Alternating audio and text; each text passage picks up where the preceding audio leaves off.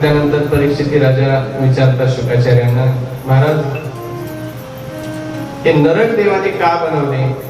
त्यावेळेला शुकाचार्य सांगतात, राजन, नरक जे आहेत परमात्म्याने जीवाच्या शुद्धी करतात, जीवाच्या कल्याणाकरताच बनवले.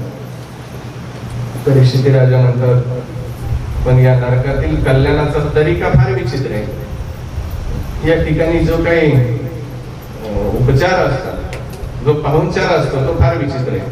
नरकातला पाहुणचार आपल्याला माहिती, मारी ती, झोडी ती, तोडी ती, निष्ठुर, यमाचे किंकर बहुत सार. शुकाचार्य म्हटले, मग ही फजिती होऊ नये असं वाटत असेल तर जीवाने ज्याचं त्याचं प्रायश्चित्त घ्यायला पाहिजे. काय घेतलं पाहिजे? म्हटले, जीवाने नामचिंतन केलं पाहिजे. नामाभासाची महिमा पुढे येते. अजामेळाचं चरित्र. ब्राह्मण कुळामध्ये, पवित्र अशा कुळामध्ये जन्माला आलेला अजामेळ, पण दुराचार घडला. क्षणाचं दृश्य जीवन बदललं.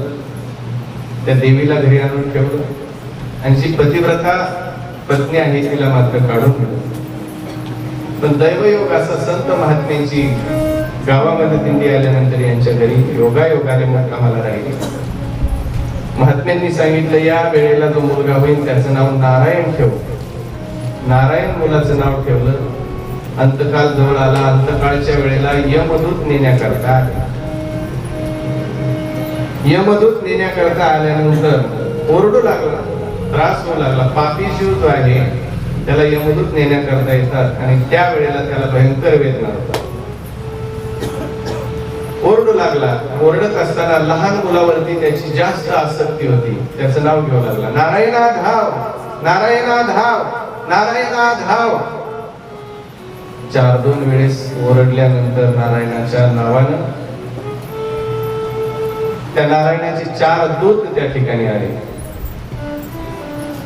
त्यांनी पाहिलं हे यमदूत त्या ठिकाणी बांधून ओढून घेऊन जाण्याचा प्रयत्न करतात.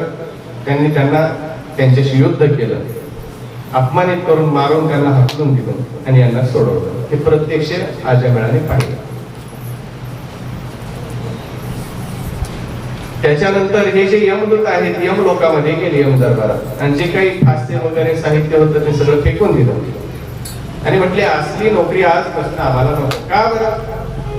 म्हटले, त्या ठिकाणी आम्ही तुमच्या आज्ञेने त्या पाप्याला पकडण्याकरता गेलो, पण त्या ठिकाणी त्या विष्णूचे दूत आले. त्यांनी आम्हाला खूप मारलं, आमचा अपमान केला. आणि निमित्त काय होतं तर म्हटले, त्यांनी नारायणा धाव, नारायणा धाव, नारायणा धाव 4 वेळा म्हटलं. नाही, यमराज धावतच उठले आणि त्यांच्या तोंडावरती हात ठेवला. एवढ्या मोठ्याने आरडाओरडा करू नका म्हटले. म्हणजे महाराज, अरे म्हटले, तुम्ही जे नाव घेतलं ना आता, त्या नामाची खूप महिमा आहे.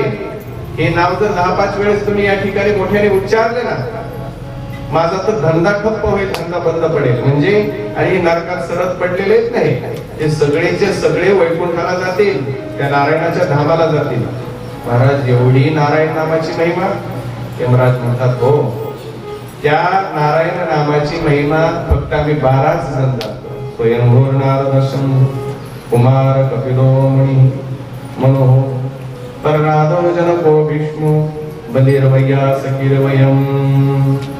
आम्ही 12 जण फक्त या नारायण नामाची महिमा जाणतो. बाकीच्यांना नामाचा महिमा कळत नाही. देवाला सुद्धा त्याच्या नामाचा महिमा कळत नाही. तुझ्या नामाचा महिमा तुझं नकळे मेघश्यामा, तुका म्हणे आम्हा जन्म गोडे, यासाठी फक्त भक्ताला, नामधारकाला त्याचा महिमा कळतो. आणि त्याच्यातील आम्ही 12 जण आहोत, आम्हाला त्याचा महिमा कळतो. बाकी कोणालाही या नामाची महिमा कळत नाही. एवढं नामाचं महात्म्य आहे.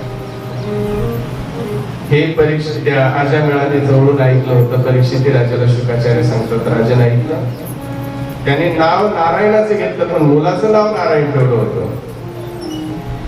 कसंही घ्या, पण देवाचं नाव घ्या. मुलाचं नाव देवाचं ठेवा. नारायण, केशव, गोविंद, रामकृष्ण गोविंद, जे काही ठेवायचं ते ठेवा. त्या निमित्ताने का होईना मुखामध्ये त्या नारायणाचं नाव येईल आणि तो परमात्मा आपला उद्धार करेल. हा कथेचा भाव आहे. बोलिये वृंदावन बिहारी लाल. ही कथा या ठिकाणी संपन्न होते.